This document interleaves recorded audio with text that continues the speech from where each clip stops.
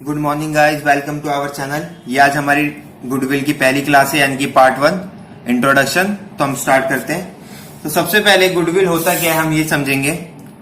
Goodwill means reputation in the market which is created from past efforts. Goodwill means क्या होता है? Reputation. Reputation किसमें? Market के अंदर, जो हमने क्रिएट किया है फ्रॉम पास्ट एफर्ट्स। पुराने जितनी भी हमने चीजें की है उसके द्वारा वो क्रिएट हुआ है रेपुटेशन मार्केट के अंदर, उसको हम गुडविल कहते हैं। It is in intangible assets. Goodwill क्या होता है? हमारा इंटेंजिबल एसेट्स, जिसको हम छू भी नहीं सकते, देख भी नहीं सकते। It attracts new customer and maintain all customer. Goodwill attracts new customer, यानी कि गुडविल न्यू कस्टमर को अट्रैक्ट करेगा और ओल्ड कस्टमर को मेंटेन करेगा।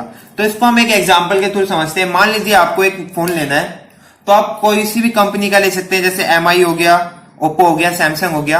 तो ज्यादातर लोग इन्हीं कंपनियों का लेते हैं। क्यों? क्योंकि ये फेमस है।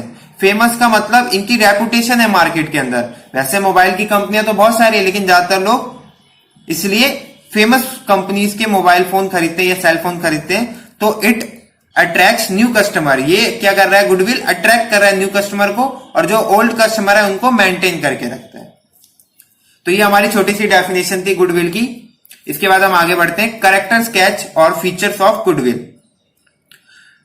पहला आता है it is an intangible assets, कि गुडविल हमारा इंटेंजिबल एसेट्स होता है, इसकी कोई फिजिकल एग्जिस्टेंस नहीं होती। It does not have existence separate from that of an enterprises. इसकी कोई एग्जिस्टेंस नहीं होती सेपरेट, बिजनेस से अलग, फ्रॉम एंटरप्राइजेस। जो हमारा बिजनेस है उससे अलग कोई सेपरेट एग्जिस्टेंस नहीं होती गुडविल की। It helps in earning higher profit, और इट हेल्प्स, ये मदद करता है बिजनेस या एंटरप्राइजेस को ज्यादा से ज्यादा प्रॉफिट कमाने में। The value of goodwill is subjective assessment of the valuer, यानी कि कस्टमर। जो वैल्यू ऑफ गुडविल है वो किसके द्वारा लगाया जाता है? कस्टमर के द्वारा। जितने ज्यादा कस्टमर हमारे बिजनेस को परचेज करेंगे, मतलब हमारे प्रोडक्ट्स को परचेज करेंगे, उतनी ज्यादा हमारे बिजनेस की, हमारे एंटरप्राइजेस की रेपुटेशन बनेगी। तो वैल्यू ऑफ गुडविल किसके द्वारा मेंटेन की जाती है? किसके द्वारा करी जाती है? वैल्यूअर के द्वारा, कस्टमर के द्वारा। Need for valuing goodwill. हमें क्यों जरूरत पड़ती है गुडविल की वैल्यूइंग करने के लिए, या कब कब हम गुडविल की वैल्यूइंग करते हैं? When there is a change in profit sharing ratio. जो प्रॉफिट शेयरिंग रेशियो है किसी भी बिजनेस में, उसके पार्टनर्स की या उसमें चेंज आ जाता है, तो हम गुडविल की वैल्यूइंग करते हैं। सेकंड आता है when a new partner is admitted. जब न्यू पार्टनर एडमिट होता है तब। व्हेन अ पार्टनर रिटायर्स और डाइड। जब एक पार्टनर रिटायर हो जाता है या वो मर जाता है। व्हेन टू और मोर फर्म्स अमेगमेट। अमेगमेट का मतलब होता है जुड़ना, एक साथ जुड़ गई हैं। जब दो या दो से अधिक कंपनियां या फर्म आपस में जुड़ जाती हैं तो हम गुडविल को वैल्यूइंग करते हैं। तो गुडविल को वैल्यूइंग करने के कुछ मेथड्स हैं। Methods to calculate goodwill. पहला आता है सिंपल एवरेज मेथड। अभी हम सिर्फ मेथड्स को समझेंगे, उसके फॉर्मूले को पढ़ेंगे। बाकी इससे रिलेटेड जितने भी क्वेश्चंस होंगे वो हम आगे करेंगे। पहला है simple average profit method. Average profit में हम कैसे कैलकुलेट करते हैं? Average profit total profit divide by number of years. जितना भी हमारा टोटल प्रॉफिट होगा उसको नंबर ऑफ ईयर से डिवाइड कर देंगे तो हमारा एवरेज प्रॉफिट आ जाएगा। फिर गुडविल ऑफ अ फर्म की गुडविल कैसे निकालेंगे? एवरेज प्रॉफिट जो हमने कैलकुलेट किया है इनटू में नंबर ऑफ ईयर परचेज कर देंगे तो हमारा गुडविल ऑफ फर्म निकल जाएगा। फिर सेकंड मेथड आता है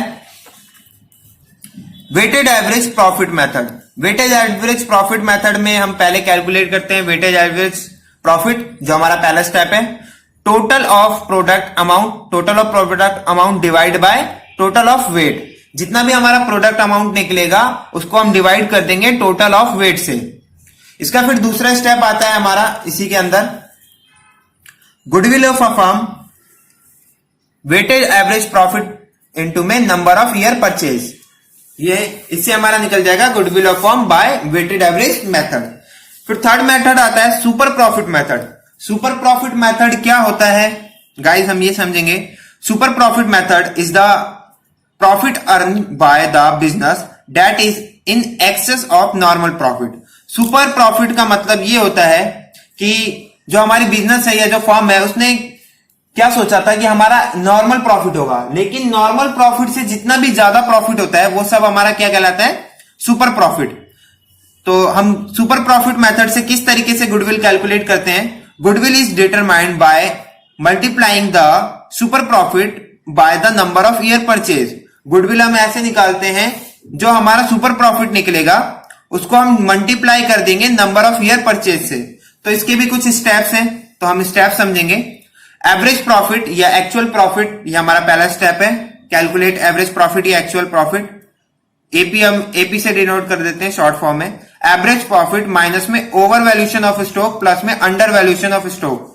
हमने अपने स्टॉक को ज्यादा दिखा दिया, जितनी उसकी वैल्यू थी उससे ज्यादा दिखा दिया, तो वो हम माइनस कर देंगे जितना ज्यादा दिखाया। या अंडर वैल्यूएशन ऑफ स्टॉक, जितनी हमारे स्टॉक की वैल्यू थी उससे हमने कम दिखा दिया, तो जितना कम दिखाया उसको हम ऐड कर देंगे एवरेज प्रॉफिट में। ये हमारा पहला स्टेप था। दूसरा आ जाता है कैपिटल एम्प्लॉयड। कैपिटल एम्प्लॉयड निकालने के लिए टोटल एसेट्स, जितना भी टोटल एसेट्स दे रखा है वो माइनस में टोटल लायबिलिटी, इससे हमारा कैपिटल एम्प्लॉयड निकल जाएगा।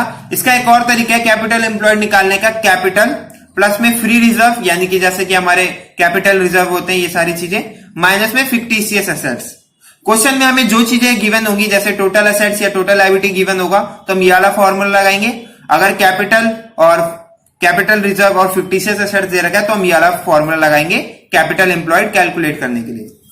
देन इसका थर्ड स्टेप आता है नॉर्मल प्रॉफिट कैलकुलेट करने का।